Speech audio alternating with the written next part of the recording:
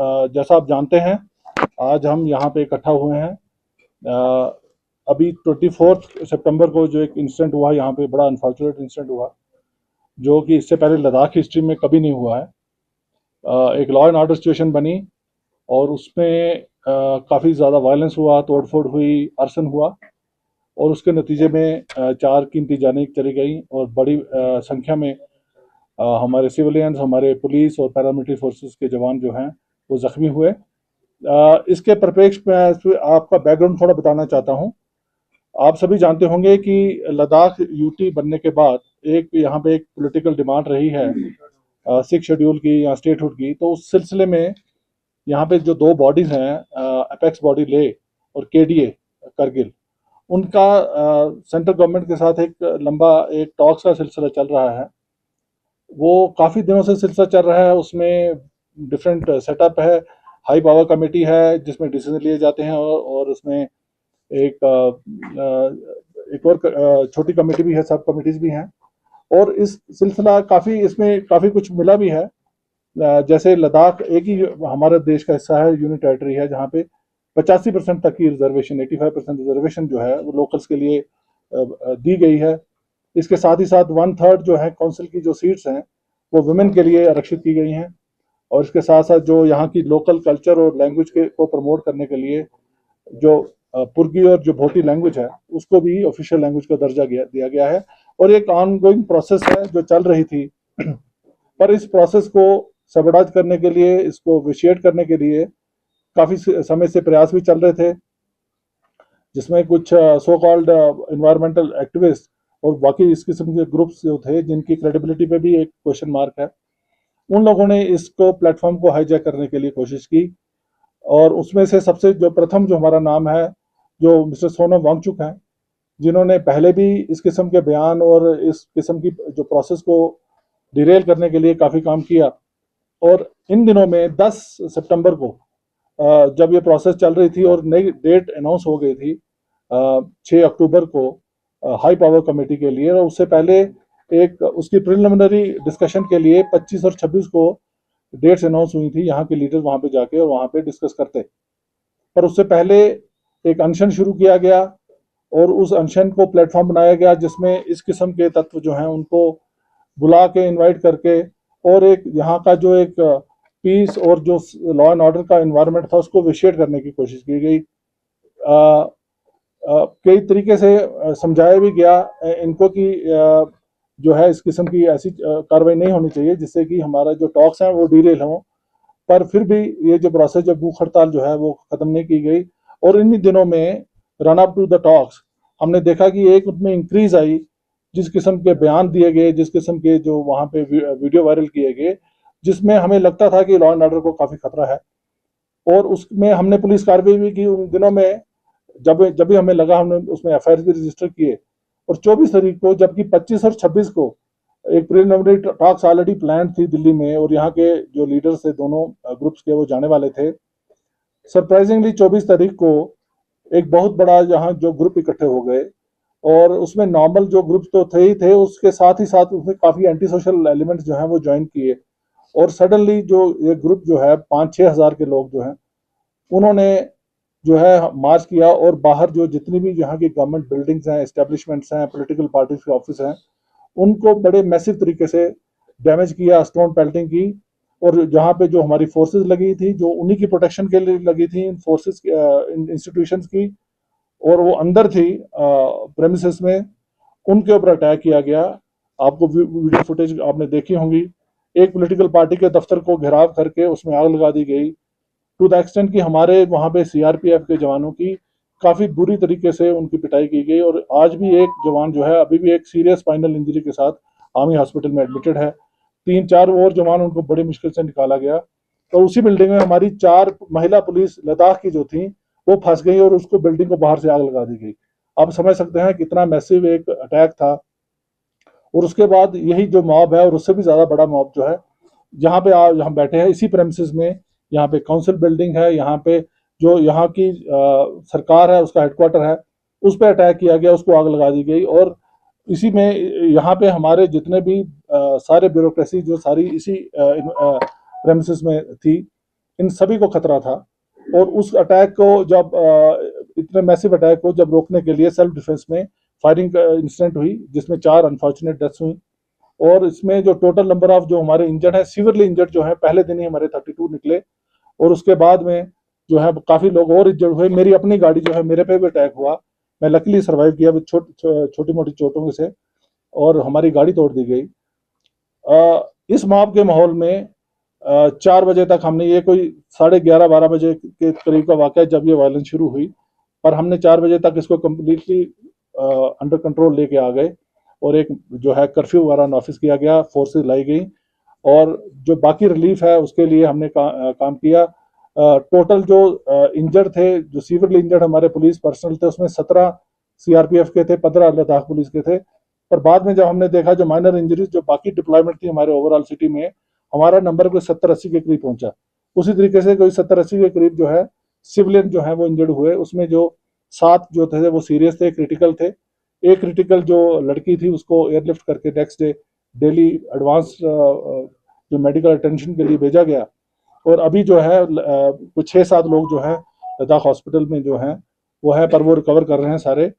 मैं आपकी तरफ से पूरे लद्दाख को ये मैसेज देना चाहता हूँ, लद्दाख पुलिस आप ही का अंग है। मैं खुद यहाँ पे दूसरी बार पोस्टिंग कर रहा हूँ। मैं लद्दाख की साइकी को जानता हूँ, मैं लद्दाख की कॉन्शियस को जानता हूँ। इस किस्म का जो है वायलेंस जो है लद्दाख की हिस्ट्री में पहली बार हुई है। और मुझे ये पूरा यकीन है कि लद्दाख के लोग जो हमेशा से पुलिस का साथ देते रहे हैं, एडमिनिस्ट्रेशन का साथ देते रहे हैं, ये एक वन ऑफ सिचुएशन है। और इसमें लोगों को भी जिनसे मैं मिल रहा हूँ सभी इसमें शर्मिंदा है। किसी ने एंटिसिपेट नहीं किया था इस किस्म की वायलेंस होगी। और मेरा मैसेज लद्दाख के लोगों के लिए यही है, लद्दाख पुलिस आपका हिस्सा है और आपकी सुरक्षा के लिए दिन रात आपके साथ है। हमने हमारा एक अपना हिस्ट्री है, एक सागा है हमारे सेक्रीफाइस का। इसी साल हमने 3 डिफरेंट इंसिडेंट्स में 2 हमारे कांस्टेबल, एक हमारा इंस्पेक्टर शहीद हुआ है लोगों को बचाते हुए। इससे पहले हमने काफी काम किया है। इसी पिछले महीने ही जब यहाँ पे फ्लड्स आए थे और लैंडस्लाइड इशू हुए थे, दिन रात हमारी फोर्स ने काम किया। उससे पहले मार्च में सडनली जब एक यहाँ पे स्नोफॉल हो गया और हमारे को 200-300 के करीब गाड़ियां जो थी वो खरदुंगला चांगला पास के ऊपर फंस गई थी। पूरी रात हमने सर ऑपरेशन लगा के लोगों को खींचा और बाहर निकाला सुरक्षित, कोई भी उसमें कैजुअल्टी नहीं हुई हमारी। मैं ये कहना चाहता हूँ आपकी पुलिस आपके साथ है, आपके लिए 24/7 काम करने के लिए खड़ी है। और पर हम सिविलियंस को हर कीमत पे हर सिचुएशन में प्रोटेक्शन करेंगे। पर जो लोग हमारे इस पीस और हार्मनी को डिसरप्ट करने की कोशिश करेंगे या कोई ऐसे एंटी सोशल एलिमेंट्स, उनके साथ हम सख्ती से निपटेंगे। मैं ये भी क्लियर करना चाहता हूँ। स्पेशल मैसेज है हमारे यूथ के लिए।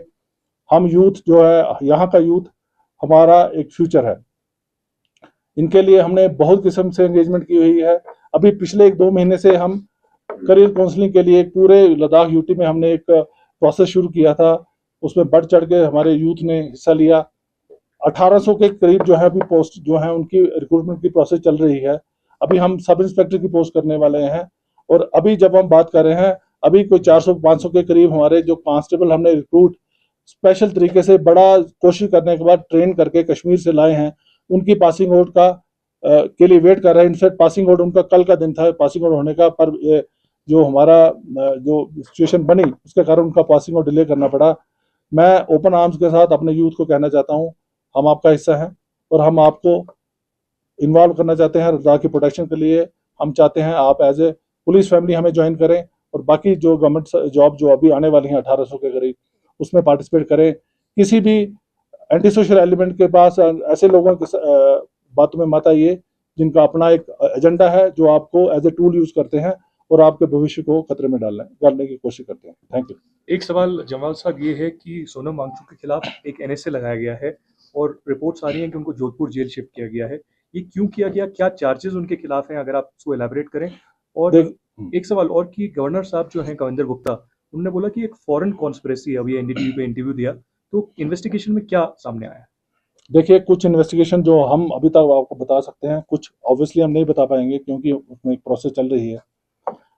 जो सोनम वांगचुक का है, अगर आप देखें इनका प्रोफाइल और एक इनकी हिस्ट्री रही है, ये सारा कुछ आपको यूट्यूब में अवेलेबल होगा।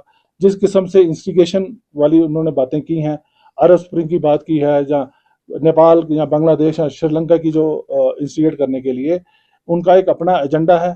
जहां तक आपकी फॉरेन फंडिंग की बात कर रहे हैं, उसके ऊपर ऑलरेडी प्रोसेस चल रही है। FCRA की वायलेशन का कितना वहां पे है।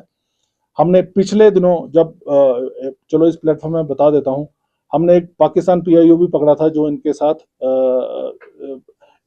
उनकी रिपोर्टिंग करके अक्रॉस भेज रहा था। उसके भी एक हमारे पास रिकॉर्ड है।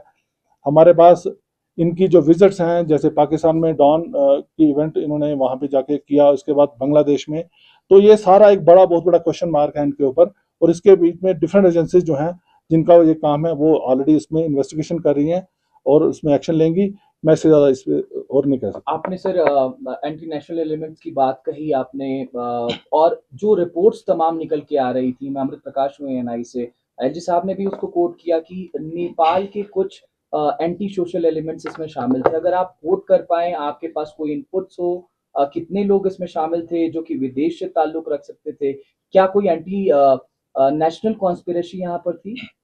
देखिए, ये एक इन्वेस्टिगेशन का विषय है, पर जिस दिन हमारे जो फर्स्ट डे जिस दिन इंजर्ड जो लोग जब शिफ्ट किए गए, उसमें 2 नेपाली जो हैं बुलेट इंजरीज है, 2 की शायद 3 जो है वो नेपाली नेशनल यहाँ पे हॉस्पिटल में एडमिट थे। उसके बाद में हमने कुछ और लोग जो किए, उसमें से उनकी वेरिफिकेशन के बाद शायद 3-4 और ऐसे तत्व निकले हैं। 3 तो कंफर्म्ड हैं जो कि नेपाल नेशनल थे और जो हॉस्पिटल में एडमिट रहे हैं। जी, सर, जिस तरह से सिविलियंस देखिए, हम कर्फ्यू के बारे में हमारी सबसे बड़ी चिंता है, इससे पहले हमारी मीटिंग हो चुकी है। हमारा मेन एम है कि शांति बहाली हो जाए, और हम समझ सकते हैं लोगों की परेशानियां भी हैं, और ऑलरेडी हमने इसमें डिसीजन ले लिया है। अभी कर्फ्यू 1 से लेकर 3 बजे तक जो हम स्टैगर तरीके से खोलने वाले हैं, ओल्ड सिटी में अभी खुल जाएगा, और जो चौक से नीचे वाला जो न्यू एरिया है उसमें हम 3:30 से 5:30 तक खोलेंगे। दो सर, इससे प्रोटेस्ट जो है काफी जगह पे देखा जा रहा है। पब्लिक पार्टिसिपेट जिन जिन लोगों का ऑब्लिगेटरी है वहां पे आना, जो क्लोज रिलेटिव्स हैं, उनके लिए ऑलरेडी हमने अरेंजमेंट कर लिया है और उनको हम सेफली लाएंगे। हम नहीं चाहते कि फ्यूनरल के टाइम, क्योंकि हर जगह डिप्लॉयमेंट है, हर जगह रोड ब्लॉक है, किसी को इनकन्वीनियंस हो, हम उसको अरेंज करेंगे। फोर्सेस ने SOP फॉलो किया before firing on the youth, क्योंकि बुलेट मार्क से 4 का डेथ हुआ है सर, तो SOP फॉलो किया कि नहीं किया? मैं आपको बता रहा हूँ, SOP जो सेल्फ डिफेंस है, जो आपकी लाइफ और प्रॉपर्टी और सेल्फ डिफेंस जो हमारा मेन चार्टर है, उसको डिफेंड करने के लिए in the right of self defence जो है फायरिंग की जा सकती है, और वही कारण था जब फायरिंग हुई है।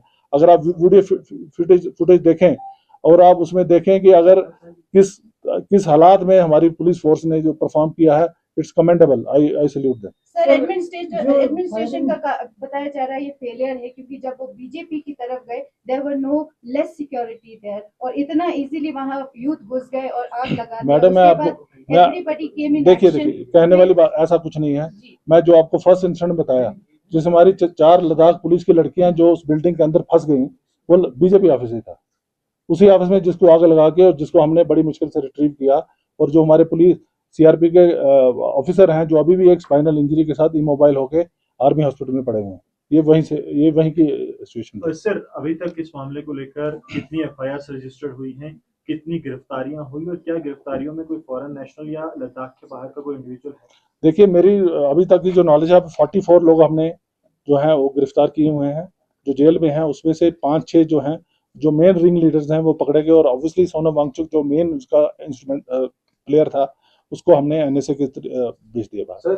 सोनम वांगचुक के पीछे क्या पाकिस्तान से भी जुड़े तत्व हो सकते हैं जो देश में अस्थिरता पैदा करते हैं? देखिए, सारा मीडिया में सबको पता है उनकी डॉन की जो इवेंट और जो पाकिस्तान में उन्होंने बयान दिए हैं, और खासकर मैंने एक और इंसिडेंट बताया जिसमें पाकिस्तान PIO जो है यहाँ से, जिन्होंने अक्रॉस हमने देखा है, जिन्होंने वो जो वीडियो भेजने वाले, और उनके जो बाकी लिंक्स हैं, जो फॉरेन फंडिंग है, एक बड़ा इन्वेस्टिगेशन का विषय है और उसमें काम चल रहा है। सर, क्योंकि लद्दाख को जैसे आपने बताया कि किस तरह से पुलिस, आर्मी और लोकल्स का रिश्ता रहता है, और इसमें सभी नेशनल मीडिया लद्दाख को एक एंटी नेशनल के रूप में अभी जितने भी न्यूज़ है वहां चला है, वो फुटेज क्यों नहीं दिया गया सर, जहां पे वो इंडियन फ्लैग लेके हाथ में लेके और जो अंबेडकर का पोर्ट्रेट है, जो वहाँ इस बकुला रिम्पोचे जी का पोर्ट्रेट वहाँ से निकाला गया है और बहुत प्राउडली भारत माता की जय के नारा लगा के वो निकल रहे थे। तो why are these madam things madam police का काम फुटेज बांटना या एक मिनट इंटरनेशनल का एक वो मैडम नक्शा मेरी जा रहा मेरी है। बात सुन लीजिए। जी। पुलिस का काम जो है लॉ एंड ऑर्डर मेंटेन करना, पीस एंड सिक्योरिटी इंश्योर करना है। पुलिस का काम फुटेज बांटना या किस मीडिया में वो उसको क्या रूप दे रहा है वो हमारा मीडिया मैनेजमेंट का काम नहीं है, वो मीडिया का ही काम है। तो ये आप अपना ड्यूटी जिस हिसाब से करेंगे, आप जैसा उसको पोर्ट्रे करेंगे वही करेंगे। सर आप बता सकते हैं ना कि you can brief about मैं the हमारे relation लिए between the हमारे लिए police, सबसे locals। इम्पोर्टेंट काम है, आपको पता नहीं है हमारी फोर्स 4 दिन से सोई नहीं है, आपको ये शायद पता नहीं है। और हमारा मेन काम है कि कानून व्यवस्था जो है वो इंटैक्ट रहे, हम उसमें लगे। सर पीछे जो बीते हुए दिनों में जितना सीआरपी लद्दाख में डेवलपमेंट किया उसकी वजह से लोगों में आपने सुना होगा, अंचल में आपका इंटेलिजेंस होगा तो उन्होंने फीडबैक दिया होगा कि उसकी वजह से काफी फ्रस्ट्रेशन था आपने वाला उस समय कि वो मिनिस्ट्री में चोरियां हो रहा है इसकी लाए लेकिन बाद में सीआरपीएफ तो चोरी पकड़ने के लिए लाए हैं। This was the statement given by the madam मेरी एक ही रिक्वेस्ट है सभी से, अब सोसाइटी में फंडामेंटल राइट्स और फंडामेंटल ड्यूटी साथ साथ चलती हैं। अगर आप लद्दाख पुलिस की हम कह रहे हैं we are stretch to the limit, आपकी मोनेस्ट्रीज के बारे में एक ऑलरेडी हमने प्लान बनाया हुआ है, उसमें हम अपने खर्चे से सीसीटीवी लगवा रहे हैं और वहाँ पे आदमी दिए हैं। ये कम्युनिटी का एसेट है, मोनेस्ट्री जो है कम्युनिटी की हैं। आप कम्युनिटी के लोगों का भी उसमें बनता है कि कम से कम एक रिप्रेजेंटेटिव जो है वो आप वहाँ पे रहे और उनका जो ट्रेजर्स जो आपके पुराने डॉक्यूमेंट्स हैं या पुराना जो खजाना है उसकी रक्षा करे। ये तो आप लोगों का मेन काम है, हम उसमें असेस कर सकते हैं पर हम आपका वो पूरा क्लेम नहीं कर सकते, हमारा काम और भी है। सर कल एपेक्स बॉडी ले ने एक प्रेस कॉन्फ्रेंस करी थी और उसमें बड़े सीरियस एलिगेशंस लगाए एडमिनिस्ट्रेशन पे और पुलिस पे। उन्होंने कहा कि आपने की फायरिंग की जरूरत नहीं थी, इनडिस्क्रिमिनेट फायरिंग पुलिस और सीआरपीएफ ने करी।